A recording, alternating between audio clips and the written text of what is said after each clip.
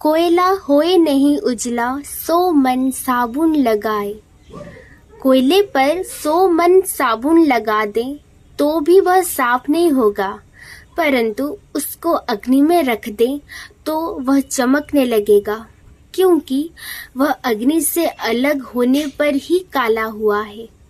अगर चमकते कोयले से लकीर खींची जाए तो वह भी काली ही निकलेगी, क्योंकि वह अग्नि से अलग हो गई। ऐसे ही जीव भगवान से अलग होने पर ही काला तुच्छ हुआ है। अगर वह भगवान के साथ संबंध जोड़ ले तो वह चमकने लगेगा।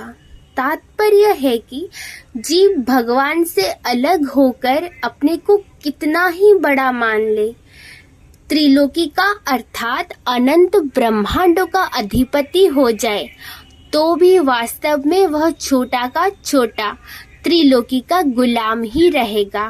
परंतु वह भगवान का दास हो जाए तो वो बड़े से बड़ा, नर से नारायण हो जाएगा।